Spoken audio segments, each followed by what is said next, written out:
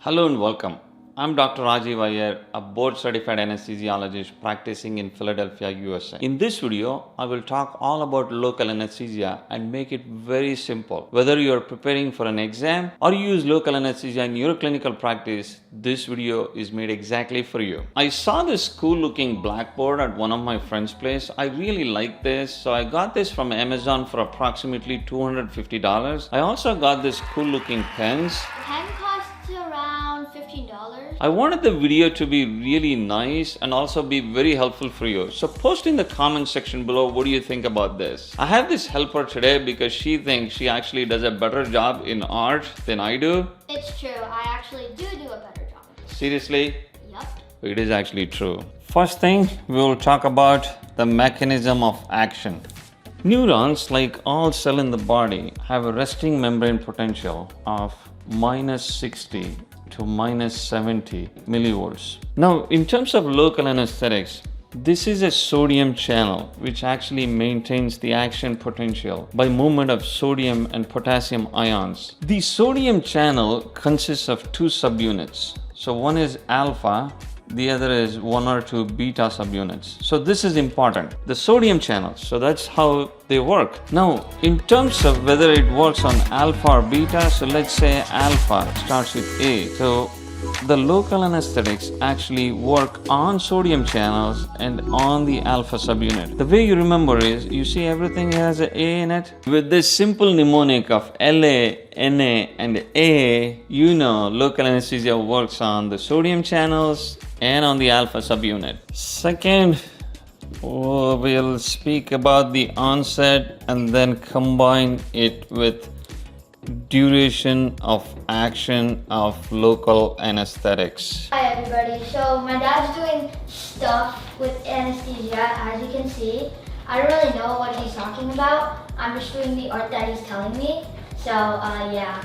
The local anesthetics are actually classified into two different things. So one is, they're either called fat soluble or they're called water soluble. So the water soluble are also referred to as being less fat soluble. Now let's imagine these fat soluble local anesthetics equal to a bucket of butter. And then the less fat soluble local anesthetics are sitting actually in a bucket of water. Now both of them eventually have to go to the neurons. Let's say this is our neuron. Let's say you pour local anesthetic into the bucket of butter. These local anesthesia tends to be soluble here. They love the butter. They just want to sit there. They don't want to move anywhere. So they slowly move out of the bucket of butter towards the neurons. It makes them slow onset. And because they move so slowly, they also sit there longer duration of action. When you think of water-soluble local anesthetics, let's pour some water-soluble local anesthetics in a bucket of water and they dissolve so easily. It's like mixing water and water and they just leak out into the neurons. So this makes them faster onset and then lower duration of action. You see, if something is fat soluble, they are slow onset, longer duration of action because they love the fat. If something is water soluble, because they move out so quickly, they are faster in onset and have a shorter duration of action. In clinical practice, the commonly used medicine that is slow onset, longer duration of action is bupivacaine. On the other hand, if you think of something that is water soluble, you have lidocaine or lignocaine. When it comes to fat soluble local anesthetics, there is one additional thing you have to remember. There is also a protein that plays a role. This red pen isn't working. Let's shake and see what happens. Alright, I was trying to write protein here. Now when it comes to protein, there are two things. So one is alpha-1 glycoprotein and the second one is albumin. Alright, this doesn't want to read. Let's change the color of the pen and see if that's better.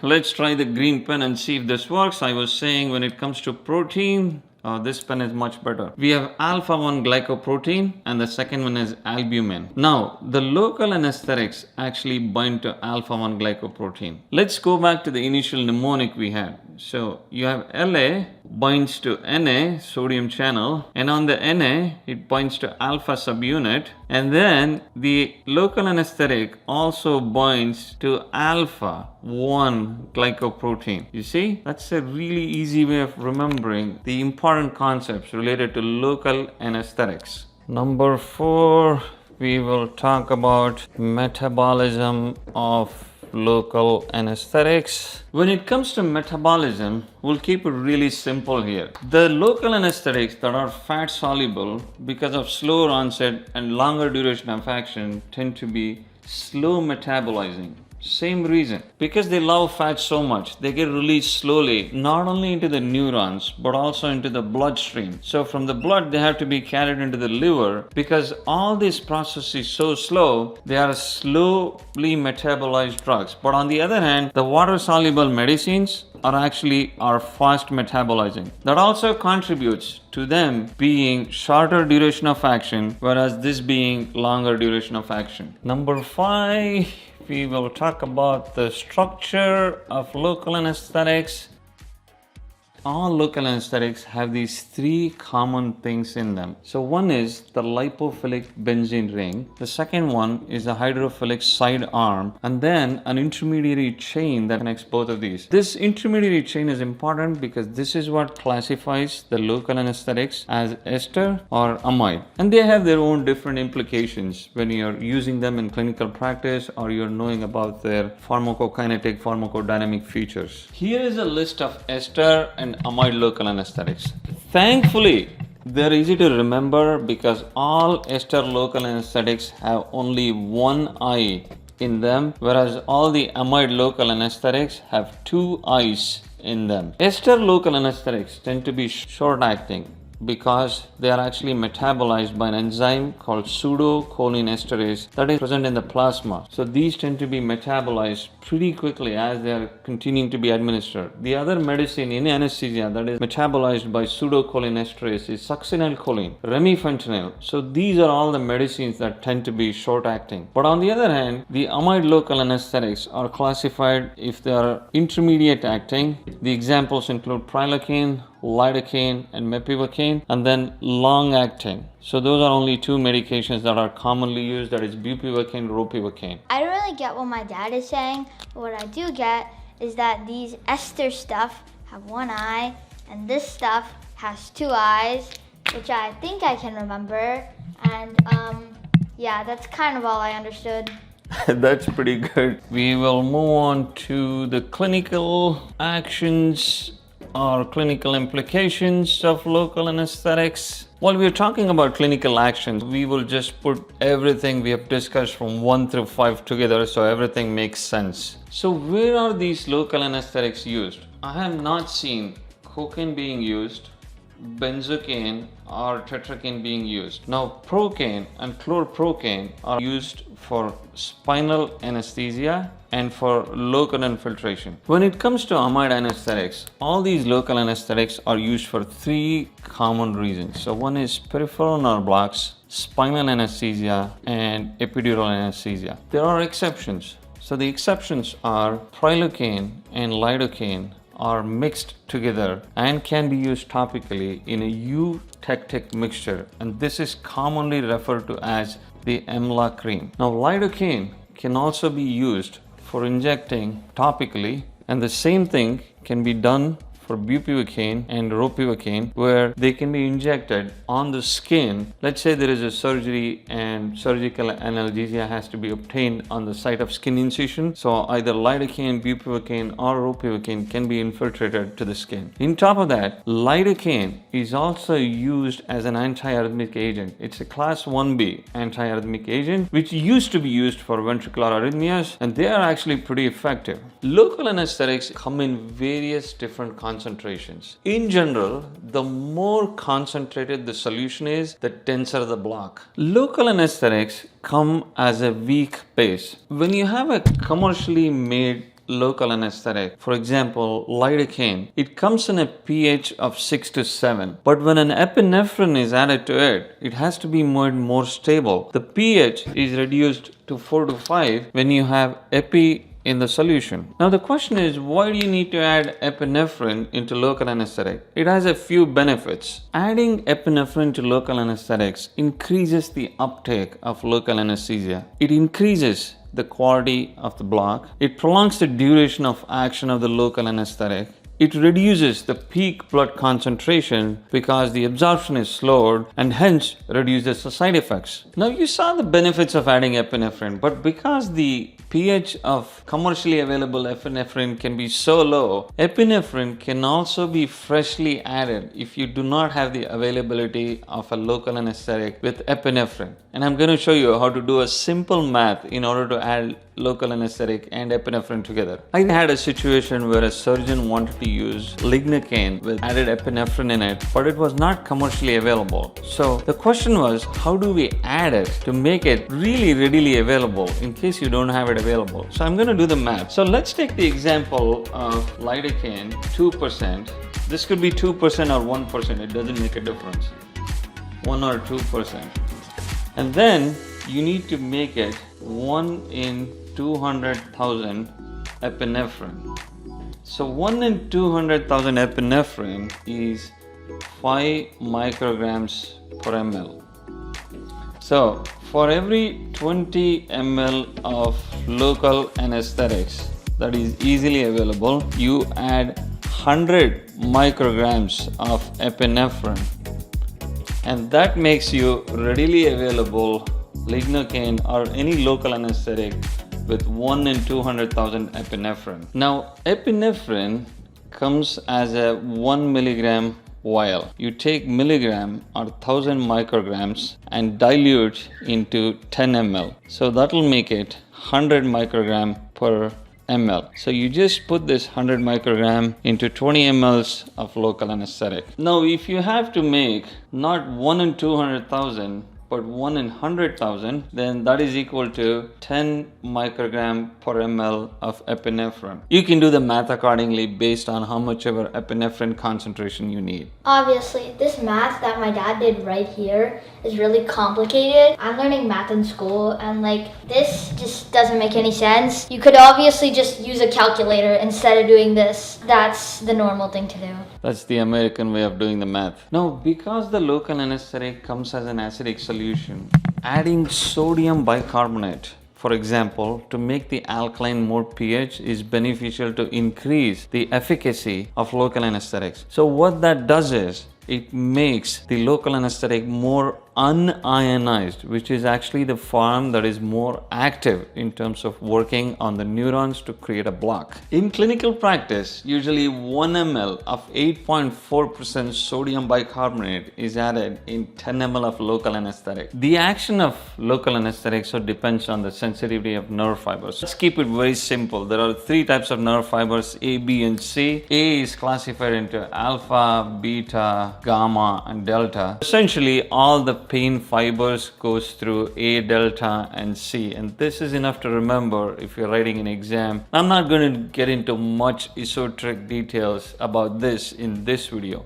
Number 7, we will talk about how local anesthetics are excreted out of the body. In general, all the ester local anesthetics are metabolized by an enzyme. So you can remember this for E for E. The enzyme is pseudocholinesterase, which is present in the serum, readily available to metabolize, which makes this shorter acting. The amide local anesthetics are all metabolized in the liver with cytochrome P450 set of enzymes, and they are excreted in the urine. Now that is the reason if there is any liver problems or any reduction in hepatic blood flow can actually precipitate the occurrence of local anesthetic toxicity. You have to be very careful in these group of patients when you're injecting local anesthetics. When using long-acting local anesthetics, bupivacaine and ropivacaine are the 2 options. But personally, ropivacaine tends to be much more safer because it has the same onset of action, in theory the same duration of action, and also a larger therapeutic index of safety. If for any reason ropivacaine gets into the bloodstream, the chance of having a cardiac arrest is less likely as compared to bupivacaine. One exception to the metabolism of amide local anesthetics is prilocaine, which gets converted to O-tolidine that can precipitate the occurrence of methemoglobinemia. And prilocaine is also the local anesthetic that should be avoided in G6P deficiency. The last part we will talk about is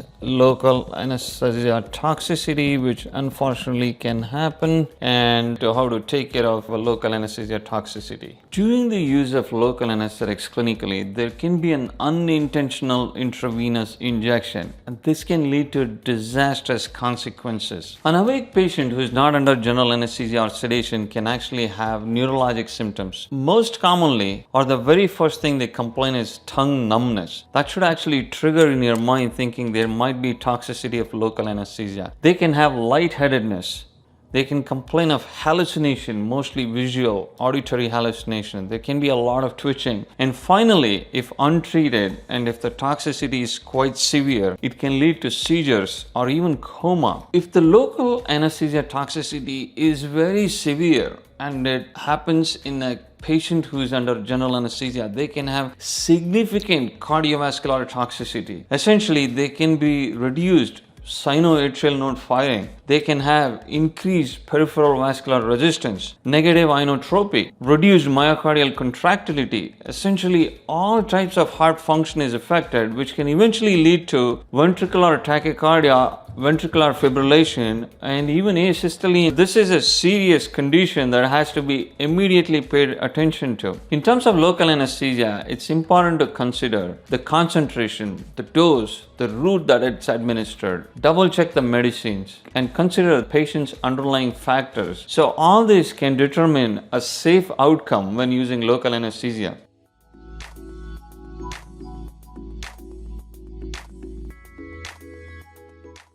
A common question comes up as to what part of the body has more local anesthesia absorption than the others. Well, this depends on the vascularity of the area. I will show you an easy way of remembering this using this figure. It kind of looks like a human body. So as you're looking at the diagram, you can imagine the very first that has the most absorption is obviously the intravenous route. The next is the arterial route. Now, the third one comes the trachea. The next is the intracostal. Then the next one is paracervical. The S is going up. The next one you have is epidural. So the S here is actually touching the shoulder. Now it is the brachial plexus. And then finally you have the sciatic and then subcutaneous. You see, using this conceptual model of a simple S, you can remember the sequence of where the most absorption happens to the least. If you like this, make sure to hit the like button. If you like this conceptual model, comment below what you think about this. Local anesthesia toxicity can happen a lot more commonly than you think it does happen. The first step is immediate recognition of local anesthesia toxicity. And then once it's recognized, here are the first steps. Obviously, you have to stop injecting any more local anesthesia. Immediately call for help. Place an IV if not already done. Well, local anesthesia ideally has to be done after an IV injection, but sometimes it's done in office settings where IV is not always placed. So placing an IV is very critical in order to give medications to treat local anesthesia toxicity. Now intubate if you have the resources and skill to do so. If not, oxygenation and ventilation using a face mask or a laryngeal mask airway is very important to maintain the patient safe. Have a full-blown cardiac arrest. These things might be done simultaneously. So you call for inotropes, you have a defibrillator handy and attach the pads and check if you have a shockable rhythm. Immediately start CPR, and then lipid emulsion is one thing that's commonly used to reduce the amount of local anesthesia in the blood. Usually the lipid emulsion is used in the form of 20% concentration. A bolus of 1.5 ml per kg is administered. This is followed by a bolus of 0.25 to 0.5 ml per kg per minute, and this is given up to 10 minutes after everything seems stable. If you are not sure of how much to give, you can always give a 100 ml bolus and then immediately check how much more is to be given, assuming you're not dealing with a child in which you can overdose the lipids. The final step includes having this patient managed in the ICU for further care. Thank you for watching this video. I hope now you know everything about local anesthesia in a very simple way. If you're curious to know how general anesthesia is given, I've used the example of a teenager. Do check this video out in this link above. Take care, stay safe, I'll talk to you soon.